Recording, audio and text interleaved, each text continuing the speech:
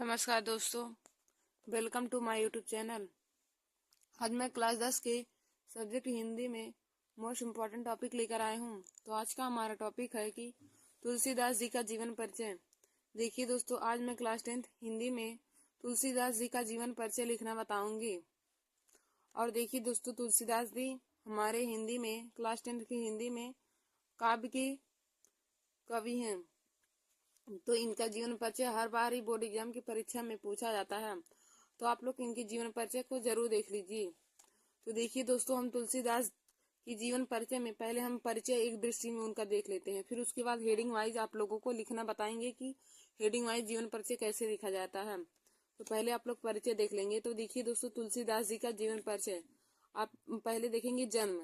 अब जन्म देखिए दोस्तों, उनका संवत 1554 ईसा पूर्व में हुआ था, ईस्वी में संवत 1554 ईस्वी। फिर जन्म राजापुर, जन्म इनका राजापुर में हुआ था, यानी कि चित्रकूट उत्तर प्रदेश में। तुलसीदास जी का जन्म राजापुर में चित्रकूट उत्तर प्रदेश में हुआ था। बचपन का नाम, तुलसीदास जी के बचपन का नाम राम बोला था। माता पिता का नाम, अब देखिए दोस्तों, माता पिता का नाम, उनकी माता का नाम हुलसी देवी तथा पिता का नाम आत्मा राम दुबे था। फिर देखेंगे कि मृत्यु उनकी संवत 1680 ईस्वी में हुआ था। फिर प्रमुख ग्रंथ, तो प्रमुख ग्रंथ इनके रामचरितमानस है। तुलसीदास जी का प्रमुख ग्रंथ रामचरितमानस है। तो देखिए दोस्तों, मैंने आप लोगों को परिचय एक दृष्टि में बताया, तो एक दृष्टि में इसी प्रकार लिखा जाता है। उसमें जन्म लिखते हैं, जन्म स्थान लिखते हैं, बचपन का नाम, माता का नाम, उनकी शिक्षा भी लिखते हैं, मृत्यु और प्रमुख ग्रंथ लिखते हैं। तो देखिए दोस्तों, तुलसीदास जी का जन्म संवत 1554 ईस्वी में हुआ था। फिर जन्म स्थान, यानी कि उनका जन्म कहाँ पर हुआ था, तो उनके जन्म का स्थान है राजापुर, राजापुर में हुआ था। और राजापुर हमारे चित्रकूट उत्तर प्रदेश में है। बचपन का नाम, तो तुलसीदास जी के बचपन का नाम राम बोला था। देखिए दोस्तों, उनके बचपन का राम बोला इसलिए पड़ा था क्योंकि जब वे पैदा हुए थे तभी उनके मुख से राम शब्द निकला, इसलिए लोग उनका नाम राम बोला रख दिए, तब उनके बचपन का नाम राम बोला पड़ गया। फिर देखेंगे माता पिता का नाम, तो उनकी माता का नाम हुलसी देवी एवं पिता का नाम आत्मा राम दुबे था। फिर उनकी मृत्यु संवत 1680 ईस्वी में हुआ था। फिर देखेंगे प्रमुख ग्रंथ, तो तुलसीदास जी का प्रमुख ग्रंथ रामचरितमानस है। तुलसीदास जी का प्रमुख ग्रंथ रामचरितमानस है। अब देखिए दोस्तों, अब हम आप लोगों को परिचय एक दृष्टि में बता दिए हैं। अब हम हेडिंग वाइज आप लोगों को बताएंगे कि हेडिंग वाइज जीवन परिचय कैसे लिखना है। तो देखेंगे हेडिंग वाइज जीवन परिचय में पहले आप लोग हेडिंग डालेंगे जीवन परिचय।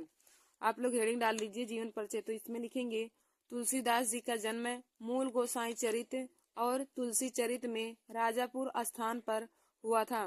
तुलसीदास जी का जन्म मूल गोसाई चरित और तुलसी चरित में राजापुर स्थान पर हुआ था, यानी कि तुलसीदास जी का जीवन पर जन्म मूल चरित तथा गोसाई चरित में राजापुर नामक स्थान पर माना जाता है। इनके पिता का नाम आत्मा राम दुबे तथा माता का नाम हुलसी देवी था।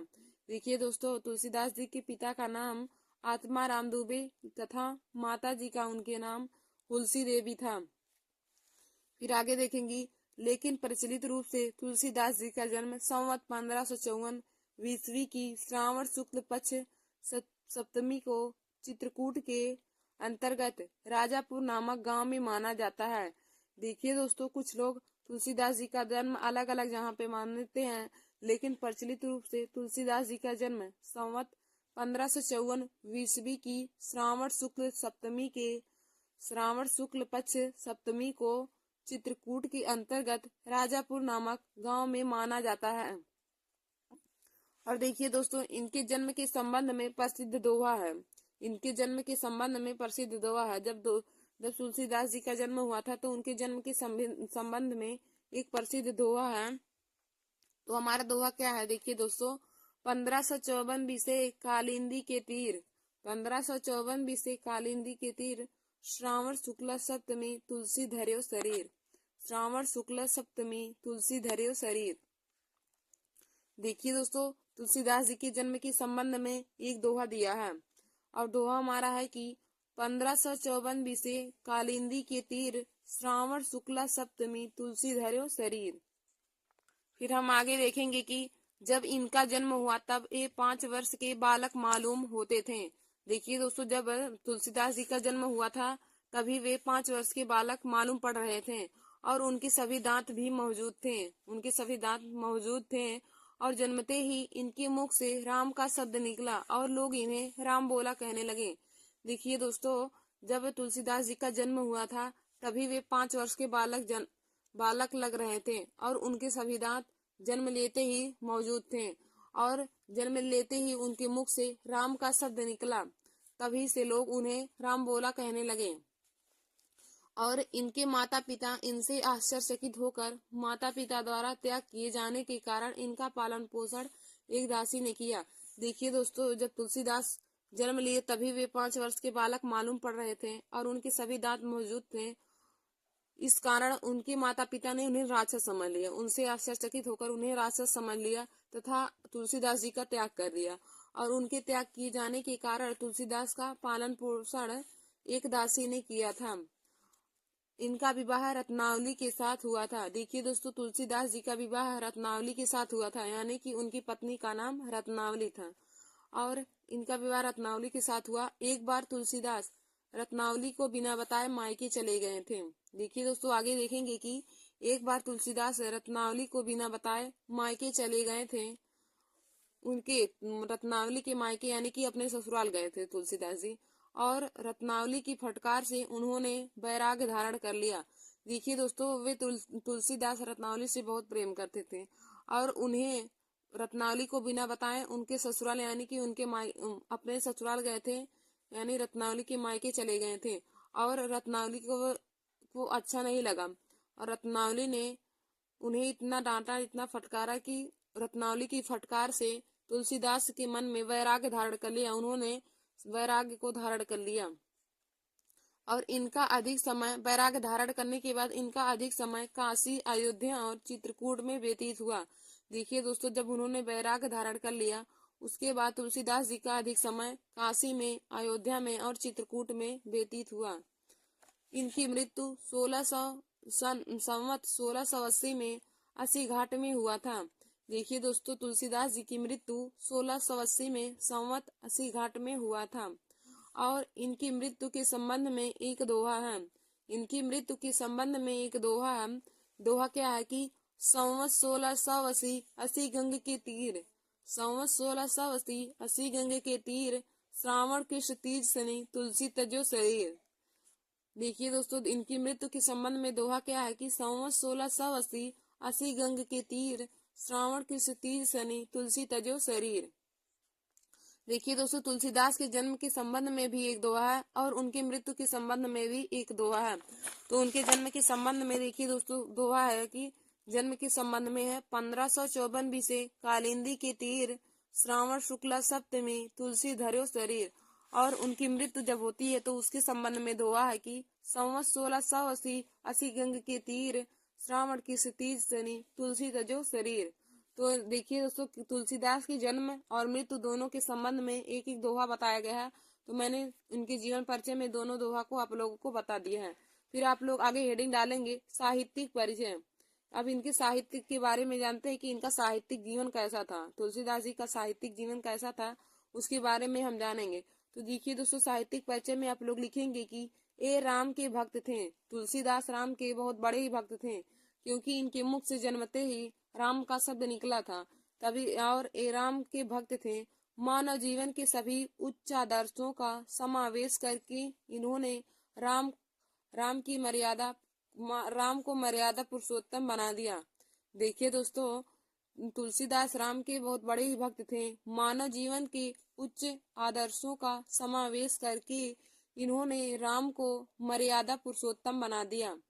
इन्होंने राम को मर्यादा पुरुषोत्तम बना दिया। रामचरितमानस तुलसीदास जी का बड़ा ही लोकप्रिय ग्रंथ है, या फिर आप कह सकते हैं कि बड़ा ही प्रमुख ग्रंथ है। देखिए दोस्तों, तुलसीदास जी का प्रमुख ग्रंथ रामचरितमानस है। तो रामचरितमानस तुलसीदास जी का बड़ा ही लोकप्रिय ग्रंथ है। विश्व साहित्य के प्रमुख ग्रंथों में इसकी गणना की जाती है।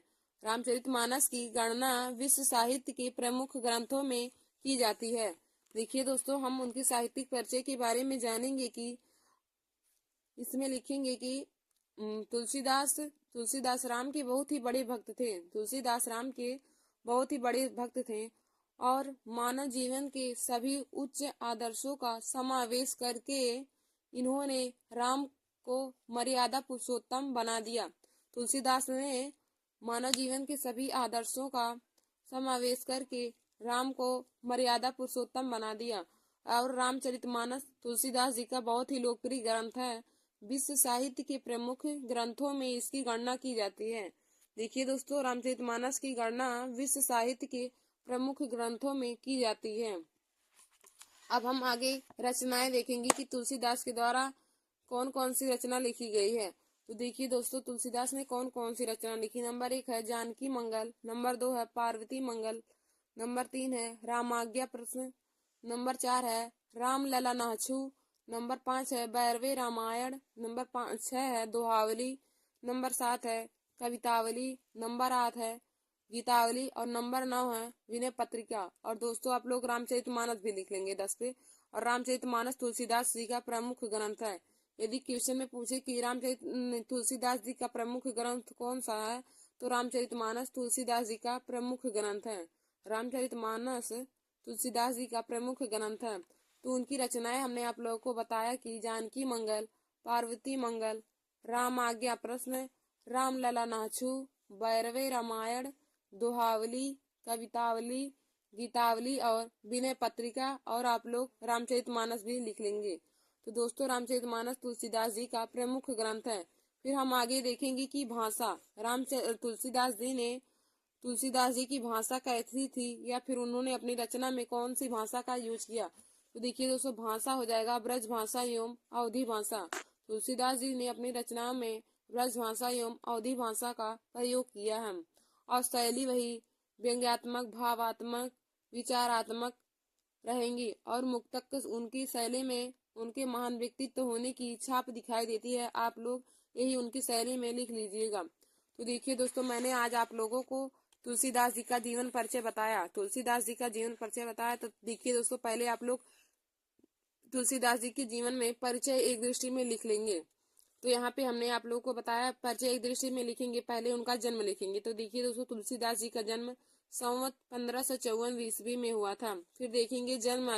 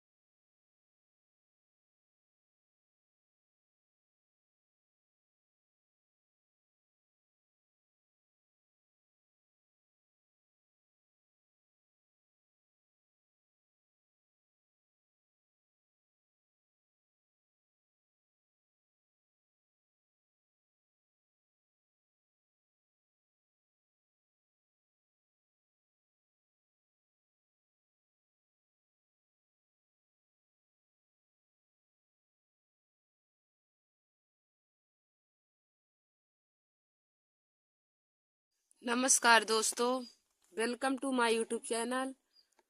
आज मैं क्लास 10th के सब्जेक्ट हिंदी में मोस्ट इम्पॉर्टेंट टॉपिक लेकर आई हूँ। तो देखिए दोस्तों, आज का हमारा टॉपिक है। तो देखिए दोस्तों, आज हम आप सभी लोगों को संस्कृत में प्रश्न उत्तर लिखना बताएंगे। देखिए दोस्तों, हर बार बोर्ड एग्जाम की परीक्षा में क्लास 10th सब्जेक्ट हिंदी में 2 नंबर के संस्कृत के प्रश्न उत्तर लिखने को आते हैं। तो देखिए दोस्तों, आज मैं आप सभी लोगों के लिए वाराणसी चैप्टर के महत्वपूर्ण क्वेश्चन लेके आई हूँ जो बोर्ड एग्जाम की परीक्षा में पूछे जाते हैं। तो देखिए दोस्तों, आज मैं आप सभी लोगों को वाराणसी पाठ के महत्वपूर्ण क्वेश्चन आंसर बताऊंगी जो हमें संस्कृत में लिखना रहता है और यह 2 नंबर के हर बार ही बोर्ड एग्जाम की परीक्षा में पूछे जाते हैं। तो चलिए दोस्तों, मैं आप क्वेश्चन आप लोगों को बताती हूँ। तो देखिए दोस्तों, हमारा यहाँ पे पहला क्वेश्चन है, वाराणसी नगरी। वाराणसी नगरी कस्याम नद्याम कूले स्थिता। वाराणसी नगरी कस्याम नद्याम कूले स्थिता, यानी कि वाराणसी नगरी किस नदी के किनारे स्थित है। देखिए दोस्तों, हमारा क्वेश्चन क्या है, वाराणसी नगरी कस्याम नद्याम कूले स्थिता, यानी कि वाराणसी नगरी किस नदी के किनारे स्थित है। तो देखिए दोस्तों, इसका आंसर क्या हो जाएगा, आप लोग उत्तर लिखेंगे वाराणसी नगरी की जगह पे हो जाएगा गंगायाम नगरी कस्यम। वाराणसी नगरी मतलब किस नदी के किनारे है, तो वाराणसी गंगायाम नद्याम कूले स्थिता, वाराणसी गंगा नदी के किनारे स्थित है। हम आंसर लिखेंगे कि वाराणसी गंगायाम नद्याम कूले स्थिता। तो कस्या की जगह पे आप लोग लिख देंगे गंगा या फिर गंगायाम, यानी कि वाराणसी गंगा नदी के किनारे स्थित है। हमें देखिए दोस्तों, क्वेश्चन 2 प्रकार से पूछ सकता है कि वाराणसी नगरी कस्याम नद्याम कूले स्थिता, यानी कि वाराणसी नगरी किस नदी के किनारे स्थित है, या फिर पूछ ले सकता है कि वाराणसी नगरी कुत्र स्थिता अस्ति, वाराणसी नगरी कहाँ स्थित है। तब दोनों का देखिए दोस्तों उत्तर सेम ही हो जाएगा, वाराणसी गंगायाम नद्याम कूले स्थिता। वाराणसी गंगायाम नद्याम कूले स्थिता, वाराणसी गंगा नदी के किनारे स्थित है। तो इसका आंसर हो जाएगा वाराणसी गंगायाम नद्याम कूले स्थिता, यानी इसका अर्थ हो जाएगा कि वाराणसी गंगा नदी के किनारे स्थित है। दोस्तों, अब हम अगला क्वेश्चन आप लोग को बताएंगे। तो हमारा अगला क्वेश्चन यहाँ पे दूसरा दिया है, कस्याम शोभाम अवलोक्य वैदेशिका पर्यटका वाराणसीम बहुप्रशंसन्ति। कस्याम शोभाम अवलोक्य वैदेशिकाम पर्यटकाम वाराणसीम बहुप्रशंसन्ति, यानी कि किसकी शोभा को देखकर, अवलोक माने हो जाएगा देखकर दोस्तों, तो किसकी शोभा को देखकर विदेशी पर्यटक वाराणसी की बहुत प्रशंसा करते हैं। तो देखिए दोस्तों, हमने आप लोग को अर्थ में बताया भी था कि उसकी घाटों की शोभा को देखकर, तो हम लिखेंगे अस्याम घाटाम, या फिर वाराणसी की शोभा को देख करके हो जाएगा, या फिर हम लिख सकते हैं गंगा की शोभा को देखकर लोग इसकी बहुत प्रशंसा करते हैं। तो हमारा क्वेश्चन पूछा है कि कस्याम शोभाम अवलोक्य वैदेशिकाम पर्यटकाम वाराणसीम बहुप्रशंसन्ति। तो इसका देखिए दोस्तों आंसर क्या हो जाएगा, या फिर देखिए दोस्तों, हमारा क्वेश्चन ऐसे भी पूछ सकता है कि वैदेशिकाम पर्यटकाम कस्याम शोभाम अवलोक्य वाराणसीम प्रशंसन्ति, यानी कि विदेशी पर्यटक किसकी शोभा को देखकर वाराणसी की बहुत प्रशंसा करते हैं। तो इसका आंसर क्या हो जाएगा, हम उत्तर लिखेंगे गंगायाम शोभाम अवलोक्य वैदेशिका पर्यटका वाराणसीम प्रशंसन्ति, यानी कि गंगा की शोभा को देख करके विदेशी पर्यटक वाराणसी की बहुत प्रशंसा करते हैं। इसका आंसर हो जाएगा कि गंगायाम शोभाम अवलोक्य वैदेशिकाम पर्यटकाम वाराणसीम बहुत प्रशंसन्ति, गंगा की शोभा को देखकर विदेशी पर्यटक इसकी बहुत, यानी कि वाराणसी की बहुत प्रशंसा करते हैं। फिर देखिए दोस्तों, हमारा अगला क्वेश्चन तीसरा क्या है कि वाराणसी कस्याम भाषायाम केंद्रम अस्ति। वाराणसी कस्याम भाषायाम केंद्रम अस्ति, या फिर हमारा क्वेश्चन पूछ सकता है कि वाराणसी केंद्रम स्थलम अस्ति, वाराणसी कस्य केंद्रम स्थलम अस्ति। या फिर पूछ सकता है कि वाराणसी नगरी कस्य केंद्र स्थली अस्ति, वाराणसी नगरी कस्य केंद्र स्थली अस्ति। तो देखिए दोस्तों, पहला क्वेश्चन क्या कहा कि वाराणसी कस्याम भाषायाम केंद्रम अस्ति, यानी इसका अर्थ हो जाएगा कि वाराणसी किस भाषा का केंद्र है। तो देखिए दोस्तों, वाराणसी संस्कृत भाषा का केंद्र अर्थ है। और फिर दूसरे क्वेश्चन का क्या हो जाएगा कि वाराणसी कस्य केंद्रम स्थलम अस्ति, वाराणसी किसका केंद्र स्थल है। तो देखिए इसका उत्तर हम लिखेंगे वाराणसी संस्कृत भाषायाम केंद्रम स्थलम अस्ति, वाराणसी संस्कृत भाषा का केंद्र स्थल है। देखिए दोस्तों, उत्तर हो जाएगा कि वाराणसी संस्कृत भाषायाम केंद्रम स्थलम अस्ति। हमें तीसरा क्वेश्चन क्या पूछा था कि वाराणसी कस्याम भाषायाम केंद्रम स्थलम अस्ति, वाराणसी किस भाषा का केंद्र स्थल है। तो दोस्तों इसका उत्तर हो जाएगा वाराणसी संस्कृत भाषायाम केंद्रम स्थलम अस्ति, वाराणसी संस्कृत भाषा का केंद्र स्थल है। देखिए हमारा तीसरा क्वेश्चन क्या कहा था कि वाराणसी कस्याम भाषायाम केंद्रम अस्ति, वाराणसी किस भाषा का केंद्र है। तो इसका आंसर हम लिखेंगे कि वाराणसी संस्कृत भाषायाम केंद्रम स्थलम अस्ति, वाराणसी संस्कृत भाषा का केंद्र स्थल है।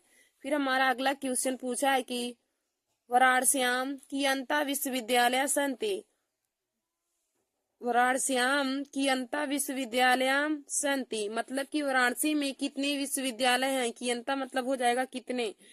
या फिर पूछ सकता है कि वाराणस्याम कति विश्वविद्यालय सन्ति। देखिए दोस्तों, क्वेश्चन हमारा दोनों तरह से पूछ सकता है कि ये क्वेश्चन पूछ सकता है कि वाराणस्याम कियंता विश्वविद्यालयम सन्ति, वाराणस्याम कियंता विश्वविद्यालयम सन्ति, यानी कि वाराणसी में कितने विश्वविद्यालय हैं। या फिर हमारा क्वेश्चन पूछ सकता है वाराणस्याम कति विश्वविद्यालयम सन्ति, वाराणसी में कितने विश्वविद्यालय हैं। तो दोस्तों इसका उत्तर हो जाएगा वाराणस्याम त्रया विश्वविद्यालय सन्ति, वाराणस्याम त्रया विश्वविद्यालय सन्ति, यानी कि इसका अर्थ हो जाएगा वाराणसी में 3 विश्वविद्यालय हैं।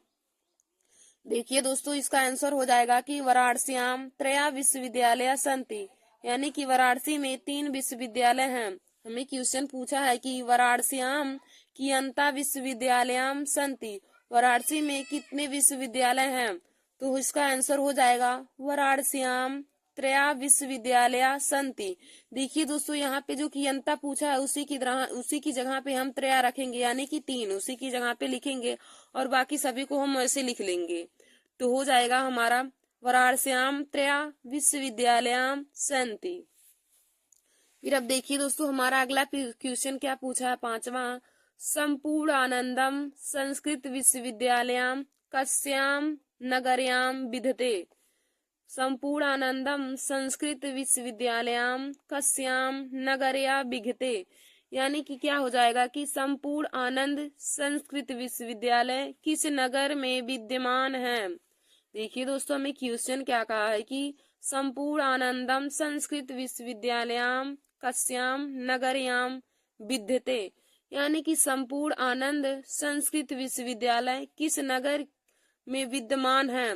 तो देखिए दोस्तों, इसका उत्तर क्या हो जाएगा, हम लिखेंगे संपूर्ण आनंदम संस्कृत विश्वविद्यालयम वाराणस्याम नगर्याम विद्यते, संपूर्ण आनंद संस्कृत विश्वविद्यालय वाराणसी नगर में स्थित है या फिर वाराणसी नगर में विद्यमान है। देखिए दोस्तों, हमें 5वां क्वेश्चन में क्या कहा था कि संपूर्ण आनंदम संस्कृत विश्वविद्यालय कस्याम नगर्याम विद्यते या फिर विद्यते, यानी कि संपूर्ण आनंद संस्कृत विश्वविद्यालय किस नगर में स्थित है या किस नगर में विद्यमान है। तो दोस्तों इसका उत्तर हो जाएगा संपूर्ण आनंदम संस्कृत विश्वविद्यालय वाराणस्याम नगर्याम विद्यते, संपूर्ण आनंद संस्कृत विश्वविद्यालय वाराणसी नगर में विद्यमान है। तो दोस्तों अब हम आगे बताएंगे। तो अगला हमारा क्वेश्चन 6वां क्या दिया है कि वाराणसी नगरी के शाम संगम स्थली अस्ति, वाराणसी नगरी के शाम संगम स्थली अस्ति, यानी कि इसका अर्थ हो जाएगा वाराणसी नगर किसका संगम स्थल है, वाराणसी नगरी किसका संगम स्थल है। या फिर हमें पूछ सकता है कि का नगरी विविध धर्माणाम संगम स्थलम अस्ति। तो देखिए दोस्तों, जब का नगरी पूछे तो हम लिख देंगे वाराणसी नगरी विविध धर्माणाम संगम स्थलम अस्ति। और जब हमें पूछे कि वाराणसी नगरी के साम संगम स्थली अस्ति, वाराणसी नगरी के साम संगम स्थली अस्ति, यानी कि वाराणसी नगरी किसका संगम स्थल है। तो दोस्तों इसका राइट आंसर हो जाएगा, हम उत्तर लिखेंगे कि वाराणसी नगरी विविध धर्माणाम संगम स्थली अस्ति। वाराणसी नगरी विविध धर्माणाम संगम स्थली अस्ति, यानी कि वाराणसी नगरी विभिन्न धर्मों की संगम स्थली है।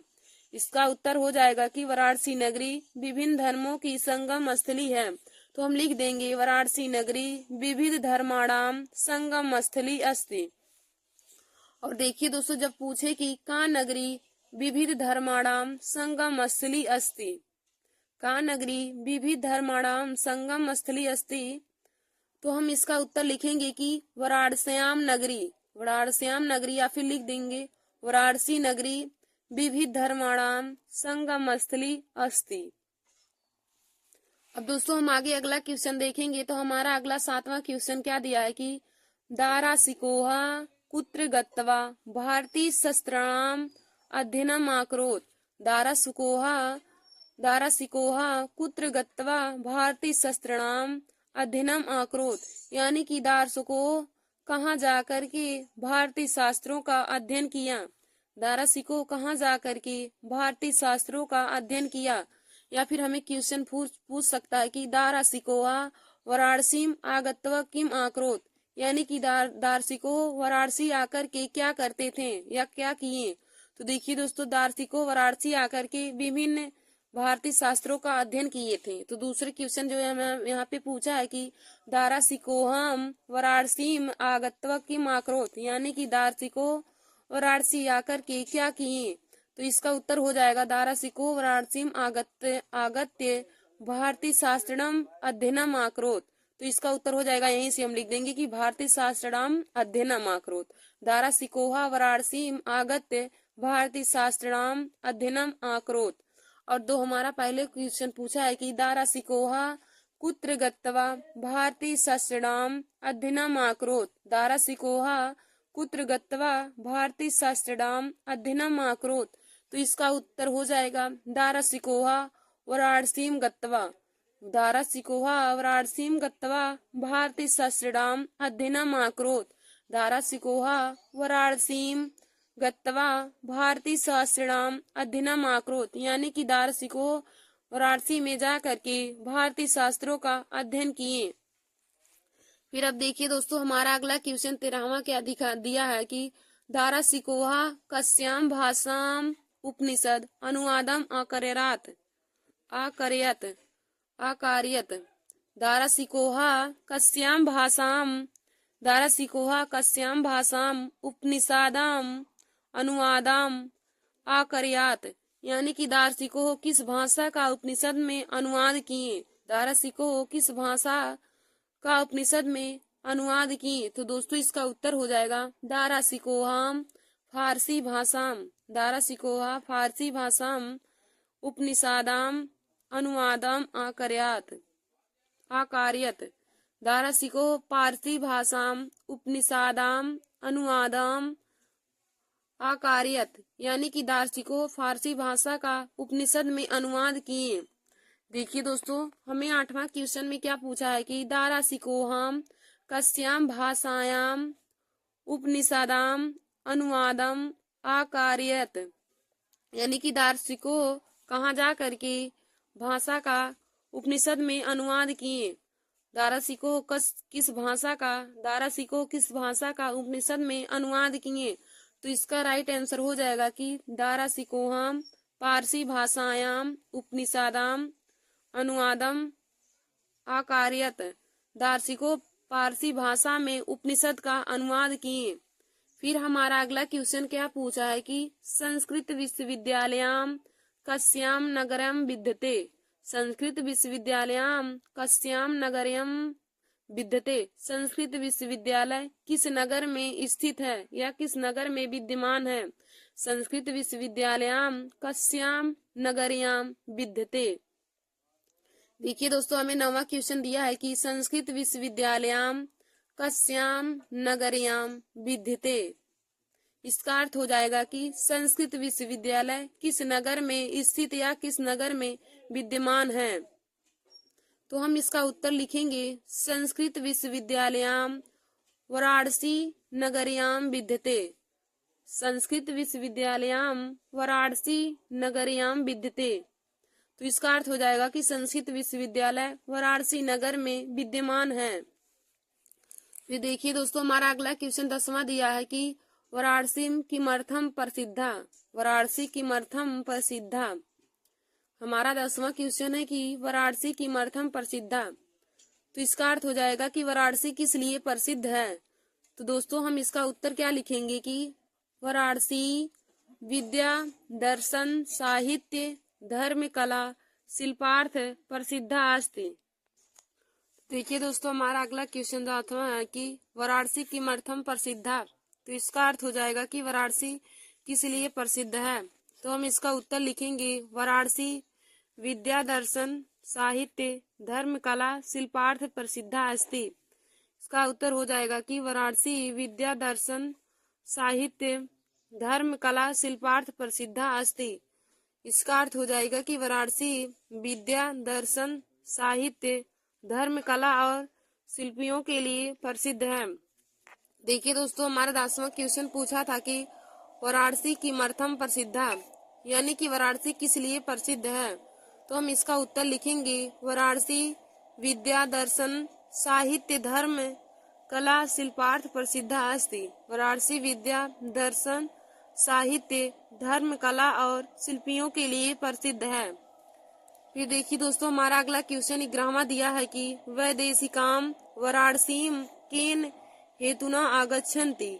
वैदेशिकाम वाराणसीम केन हेतुना आगच्छन्ति, यानी कि वाराणसी विदेशी वाराणसी में किस लिए आते हैं।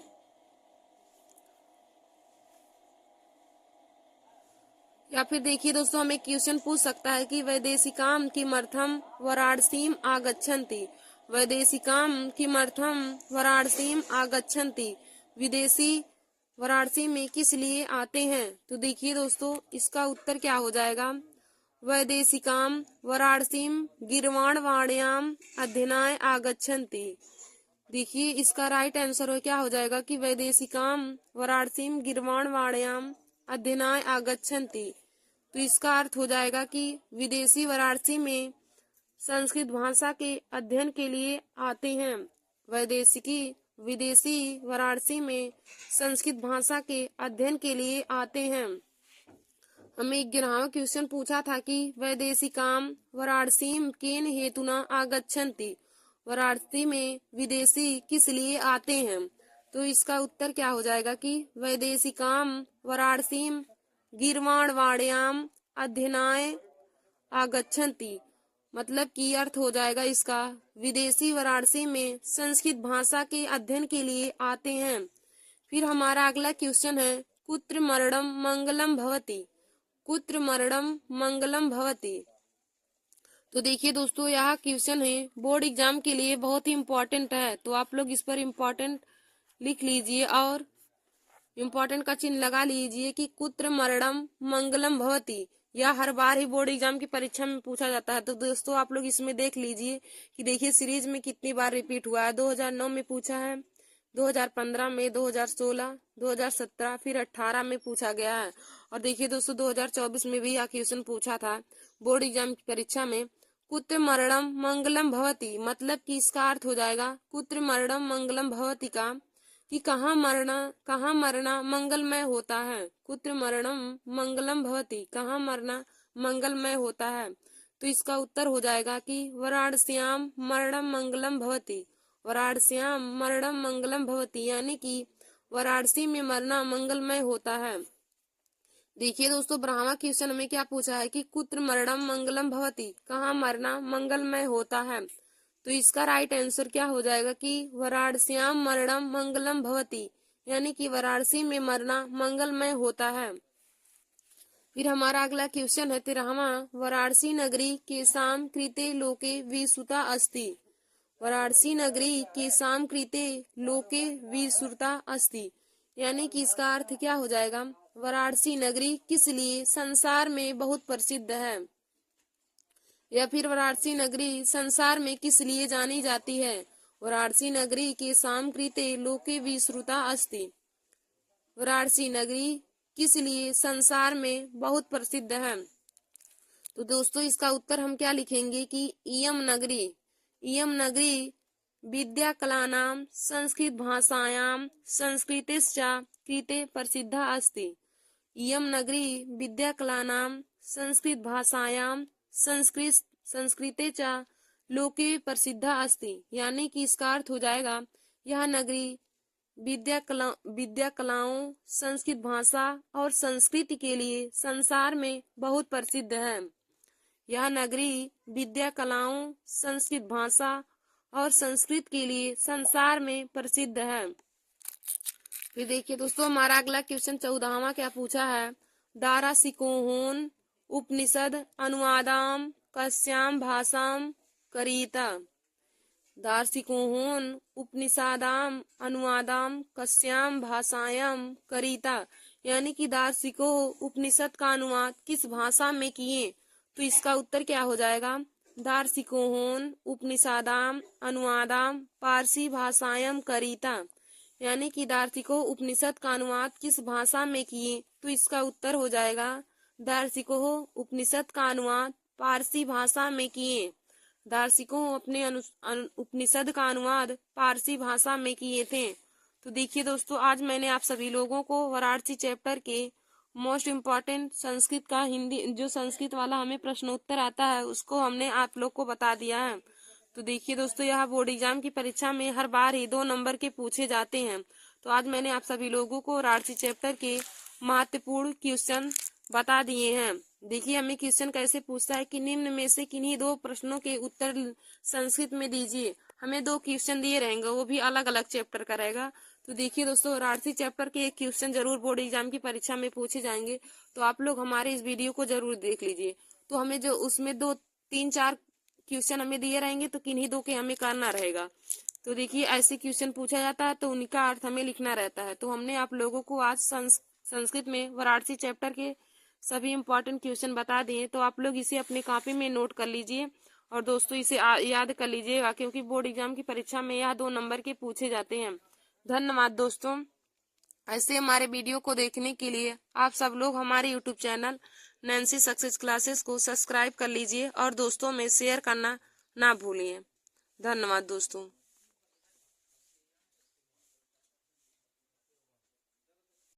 नमस्कार दोस्तों, welcome to my YouTube channel. आज मैं कक्षा 10 के सब्जेक्ट हिंदी में तत्सम एवं तद्भव शब्द लेकर आए हूँ। तो आज का हमारा टॉपिक है तत्सम एवं तद्भव शब्द। देखिए दोस्तों पहले मैं आप लोगों को तत्सम शब्द बता देती हूँ, यानी कि तत्सम शब्द किसे कहते हैं, फिर उसके बाद तद्भव शब्द बताऊंगी। देखिए दोस्तों तत्सम शब्द का मतलब होता है संस्कृत के शब्द। जो संस्कृत के शब्द होते हैं उन्हें तत्सम शब्द कहा जाता है, और तद्भव शब्द जो हिंदी के शब्द होते हैं उन्हें हम तद्भव शब्द कहते हैं। तो तत्सम मतलब हो जाएगा जो संस्कृत के शब्द होते हैं, और तद्भव का मतलब होते हैं जो हिंदी के शब्द होते हैं। और तत्सम शब्द संस्कृत में होते हैं और तद्भव शब्द हमारे हिंदी में होते हैं। तो हम तत्सम शब्द से तद्भव शब्द का एक दूसरे का परिवर्तन